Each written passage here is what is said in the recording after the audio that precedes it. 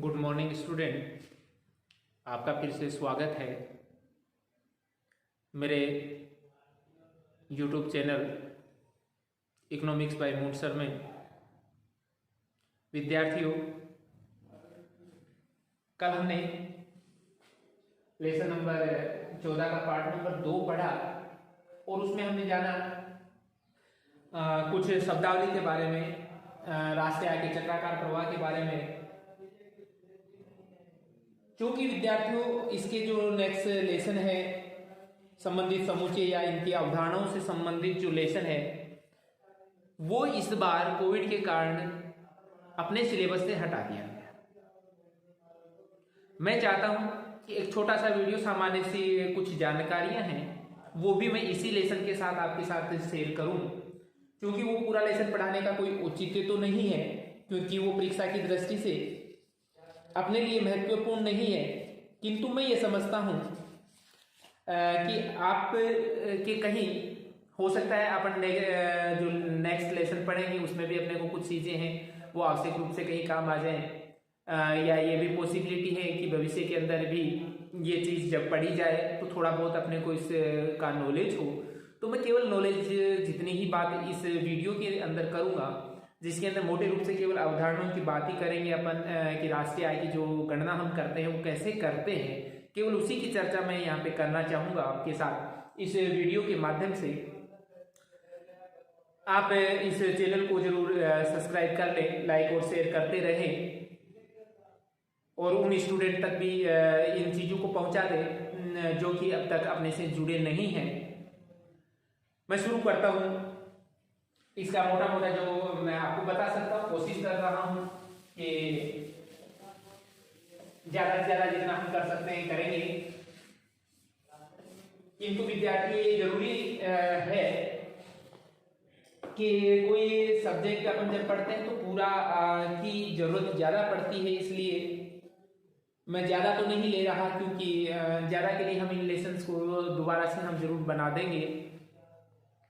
जैसे ही अपना जो कोविड के कारण जितना सिलेबस कम हुआ है उसको छोड़कर जितने लेसन बचते हैं पहले उनको बना के उसके बाद इन लेसन्स को भी बना दिया जाएगा, इसलिए वो कोई दिक्कत नहीं है। लेकिन आपकी सुविधा के लिए भी थोड़ा बहुत मैं इसके अंदर चेंज कर रहा हूं, जिसमें सबसे पहले बात करते हैं हम राष्ट्रीय आय कहते किसे। चूंकि पिछले पार्ट के अंदर भी हमने चर्चा कर ली कि देश की भौगोलिक सीमा के भीतर देश के सामान्य निवासियों द्वारा, एक तो हमने बात की भौगोलिक सीमा की, सामान्य निवासियों द्वारा उत्पादित अंतिम वस्तु और सेवाओं के मौद्रिक मूल्य को या बाजार मूल्य को राष्ट्रीय आय कहा जाता है। क्योंकि विद्यार्थियों, ये राष्ट्रीय आय हम परिभाषात्मक रूप से तो इसको इस तरीके से कहते हैं, लेकिन ये राष्ट्रीय आय नहीं होकर, यानी कि एनआई नहीं होकर ये होती है बाजार मूल्य पर सकल घरेलू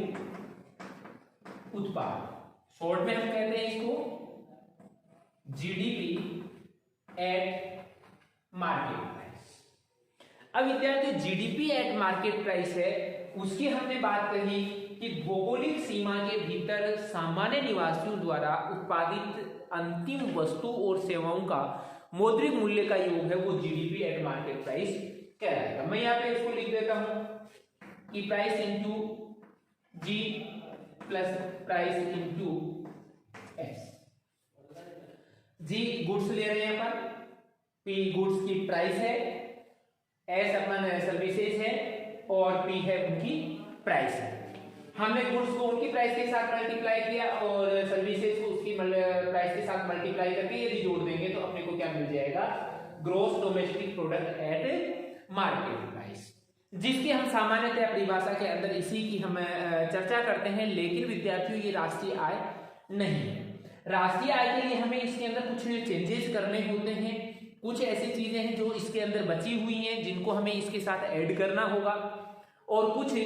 ऐसी विषय वस्तु भी इसके साथ होगी जिसको इसमें से अपने को घटाना भी पड़ेगा। यहां पे इन चीजों को कंप्लीट करने के लिए जीडीपी है तो उसको यदि हम देखें तो देखिए इसमें लिखा है कि ग्रोस, ठीक है, डोमेस्टिक और प्रोडक्ट एट मार्केट प्राइस। अब विद्यार्थियों जो नेशनल इनकम होती है वो होती है नेट नेशनल प्रोडक्ट एट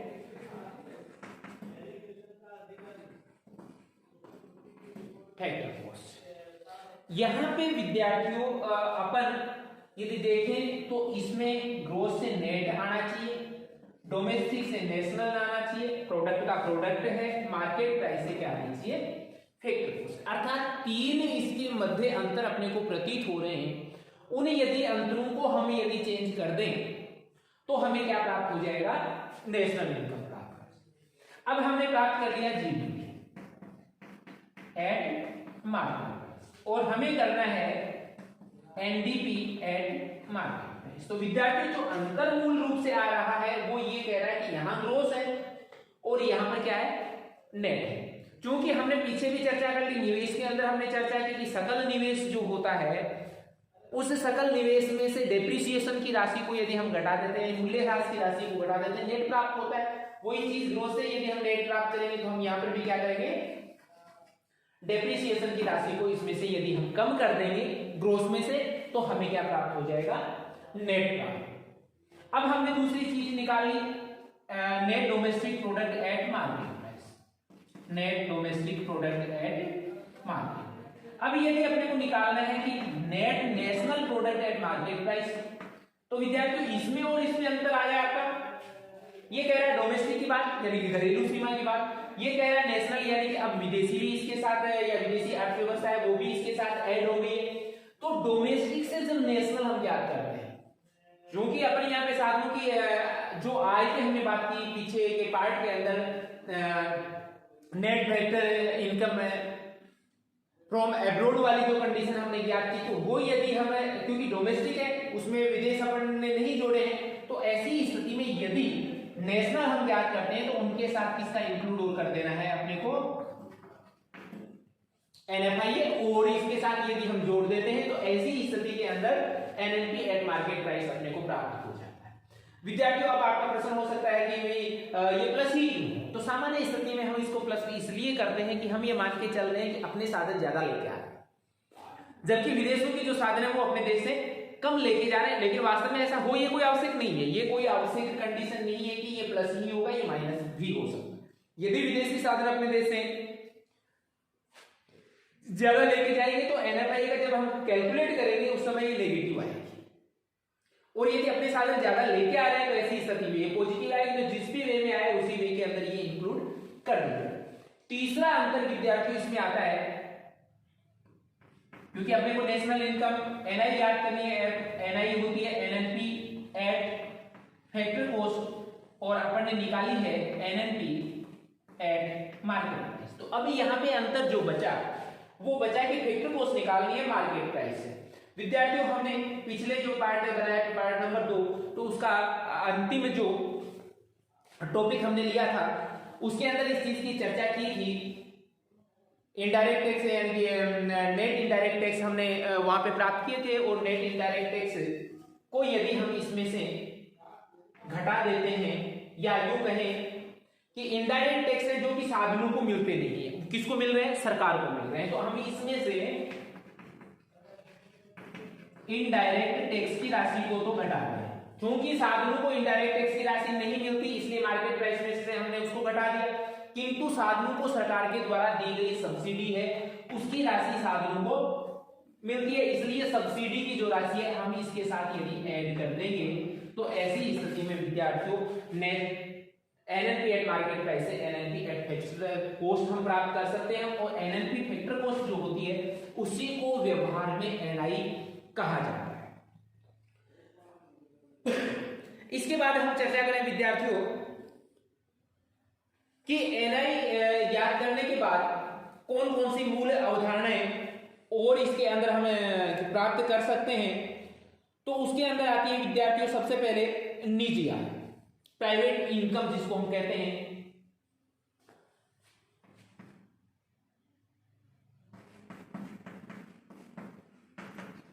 अब विद्यार्थियों इसको शॉर्ट फॉर्म में अपन पीआई नहीं लिखेंगे, प्राइवेट इनकम को पीआई नहीं लिखेंगे, क्योंकि व्यक्तिगत इनकम को हम पीआई के द्वारा व्यक्त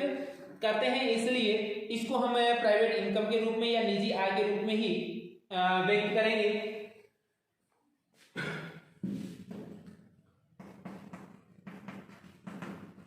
अब निजी आय अपने को ज्ञात करनी है, अपने पास अपने जो प्राप्त कर लिया है वो कर लिया है NFT eight market factor cost. अब विद्यार्थियों निजी आय का मतलब है कि एक फर्म विशेष जो है उस फर्म विशेष को क्या अतिरिक्त प्राप्त हो रहा है, जो अतिरिक्त प्राप्त हो रहा है उसको यहाँ पे हमें ऐड करना है, और जो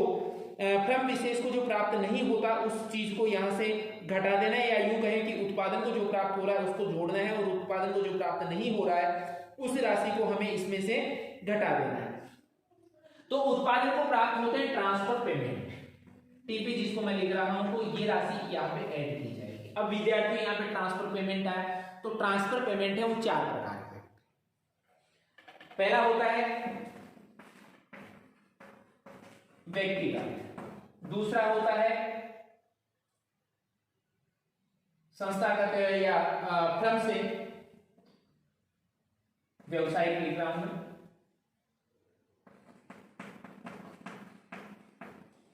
तीसरा होता है सरकारी, और चौथा होता है विदेशी। अब महत्वपूर्ण बात है कि ट्रांसफर पेमेंट कहेंगे किसको, या हस्तांतरण भुगतान है वो किसको कहते हैं। तो हस्तांतरण भुगतान हम उस प्रकार के भुगतान को कहेंगे जिसका भुगतान तो प्राप्त होता है लेकिन उसके लिए किसी प्रकार का उत्पादन नहीं होता, यानी बगैर उत्पादन प्रक्रिया के जो भी भुगतान होते हैं वो समस्त भुगतान है वो ट्रांसफर पेमेंट कहलाएंगे। और ट्रांसफर पेमेंट के अंदर व्यक्तिगत है वो व्यक्ति से व्यक्ति की ओर हो रहा है, इसलिए हम इसको निजी आय में नहीं जोड़ेंगे, लेकिन इसके अलावा जितने भी ट्रांसफर पेमेंट है, चाहे वो व्यवसायिक है, सरकारी है, चाहे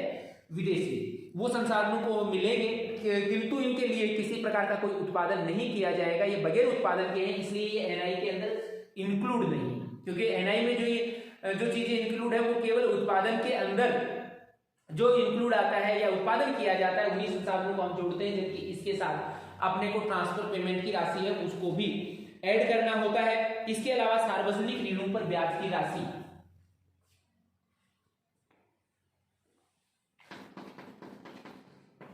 आईबीडी शॉर्ट फॉर्म में अपन यूज कर रहे हैं कि जो सार्वजनिक ऋण है उन पर प्राप्त ब्याज की राशि, मैं इसको पूरा ही लिख देता हूं, सार्वजनिक ऋणों पर प्राप्त ब्याज। क्योंकि निजी जो आय होती है उसका एक पार्ट ये भी होता है कि सार्वजनिक जो ऋण हमने दिए उन ऋणों पर जो ब्याज हमें मिलता है या सरकार के द्वारा जो ब्याज का भुगतान किया जाता है वो भी निजी आय का पार्ट होगा। इसके बाद इसमें से कुछ राशियां ऐसी भी हैं जिनको हमें घटाना होगा, जिसमें घटाने वाली जो चर है वो है सामाजिक सुरक्षा अंशदान, अर्थात किसी भी प्रकार की जो सामाजिक सुरक्षा से संबंधित किसी भी प्रकार का कोई भुगतान किया जाता है उसको हम नेशनल इनकम वाले पार्ट में से कम करेंगे तो हमें निजी आय है वो प्राप्त होगी। और अंतिम चीज है सार्वजनिक उपक्रमों के अतिरिक्त लाभ, सार्वजनिक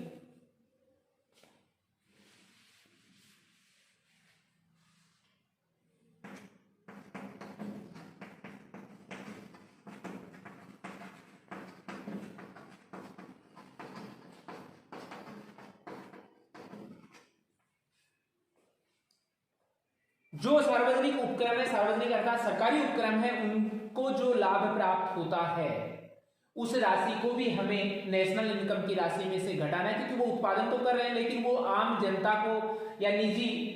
जो टोटल जनता है सरकार को छोड़कर, तो उनकी आय का वो अंग नहीं होंगे। तो इन दो चरों को इसमें से अपन नेशनल इनकम में से घटाएंगे और दो चरों को जोड़ेंगे। हस्तांतरण भुगतान और सार्वजनिक ऋणों पर प्राप्त ब्याज है, उसकी राशि को नेशनल इनकम के साथ जोड़ा जाएगा। सामाजिक सुरक्षा अंशदान और सार्वजनिक जो उपक्रमों के अतिरेक हैं उनको इसमें से घटाया जाएगा। इसके बाद विद्यार्थियों जो प्राप्त होता है उसको हम कहेंगे निजी आय। निजी आय के बाद जो नहीं हम निकाले व्यक्तिगत आय, जिसको हमने कहा पीआई।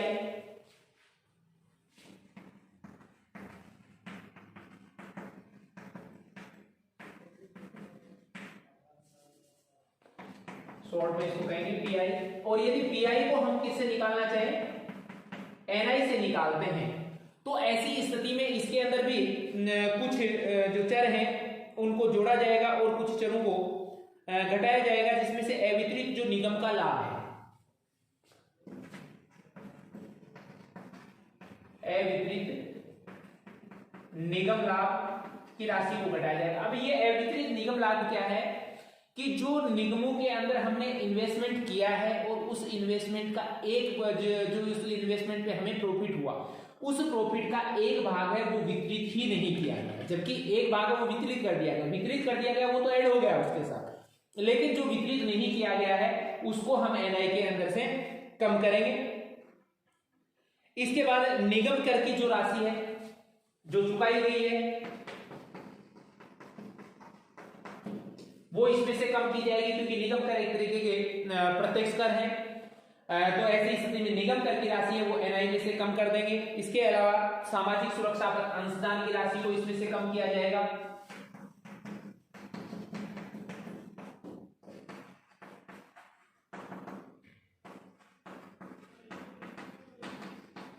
जबकि हस्तांतरण भुगतान इसके अंदर ऐड किया जाएगा। हस्तांतरण भुगतान के अलावा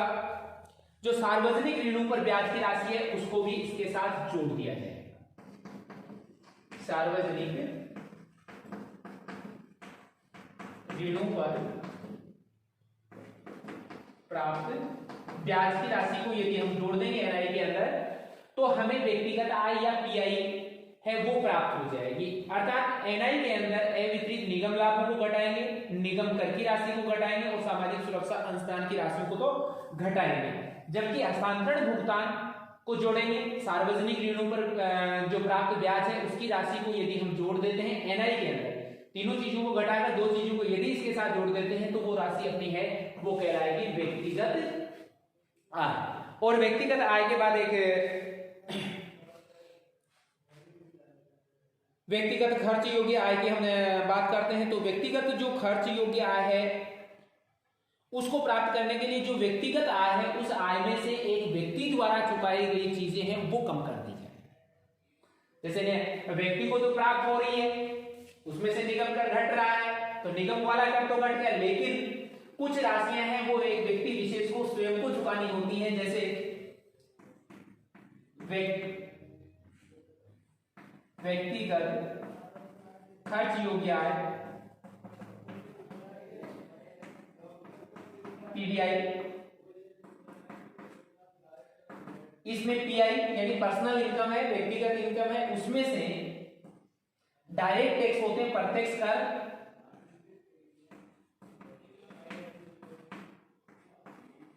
फीस व जुर्माने की राशि, ये यदि घटा देते हैं पर्सनल इनकम में से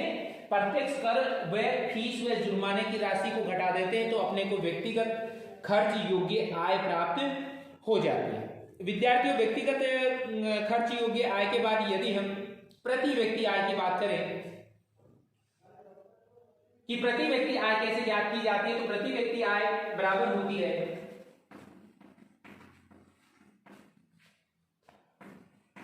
क्योंकि अपन अर्थशास्त्र में जगह जगह बहुत जगह ये पढ़ते हैं कि प्रति व्यक्ति आय है प्रति व्यक्ति, तो वो उसकी गणना कैसे होती है, तो प्रति व्यक्ति आय बराबर होती है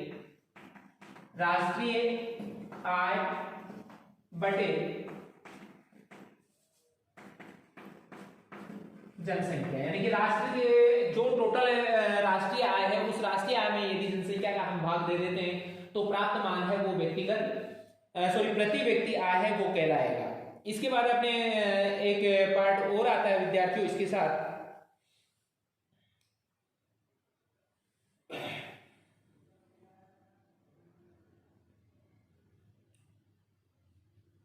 राष्ट्रीय खर्च योग्य आय। और राष्ट्रीय खर्च योग्य यानी कि पूरा राष्ट्र, अभी तक हमने बात की खर्च योग्य आय की, व्यक्तिगत खर्च योग्य आय क्या है, किंतु यदि राष्ट्रीय खर्च योग्य आय की बात करेंगे, राष्ट्रीय खर्च योग्य आय, क्योंकि एनआई इसके साथ है,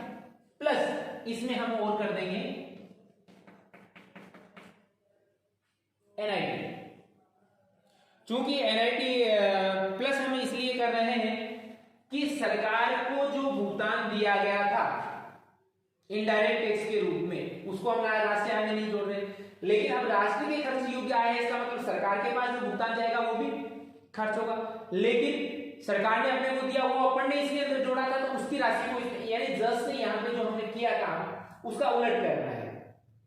यहाँ पे हमने इनडायरेक्ट टैक्स को घटाया था, जबकि यहाँ पे हमने वो इनडायरेक्ट टैक्स को जोड़ना है और सब्सिडी की राशि को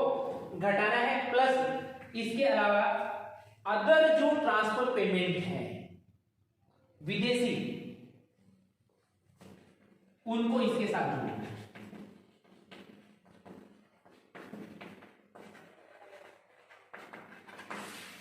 यदि हम नेशनल इनकम में एनआईटी कर देते हैं, यानी कि इनडायरेक्ट टैक्स की राशि को जोड़ देते हैं और सब्सिडी की राशि को घटा देते हैं, प्लस इसके साथ विदेशों से हस्तांतरण भुगतान और इसे जोड़ देते हैं, तो अपने को राष्ट्रीय खर्च योग्य आय है वो प्राप्त होती है। और इन्हीं अवधारणाओं के साथ जो मैंने मोटा मोटा आपको बताया है, बहुत ज्यादा डीपली इन पे हमने चर्चा भी नहीं की है, क्योंकि ये अपने सिलेबस का पार्ट अब चूंकि इस साल की परीक्षा के अंतर्गत नहीं रही, फिर भी मुझे लगा कि इस के बारे में थोड़ी सी जानकारी जो सरसरी दृष्टि से दी जा सकती है उतनी आप तक मैंने उपलब्ध करवाने का प्रयास किया है। आप लोग इन समस्त चीजों को अपने पाठ्य पुस्तक से देख लेंगे। यदि किसी प्रकार का कोई डाउट होता है तो आप मुझसे संपर्क करेंगे, हम उस डाउट को हर संभव प्रयास करेंगे दूर करने का। फिर से मैं आपसे कहूँगा कि अपने चैनल को लाइक शेयर और सब्सक्राइब करते रहें, कोविड का ध्यान रखें, मास्क हमेशा लगाए रखें, 2 गज की दूरी को मेंटेन रखें और समय समय पर हाथ हैं वो साबुन या सैनिटाइजर से साफ करते रहें। धन्यवाद।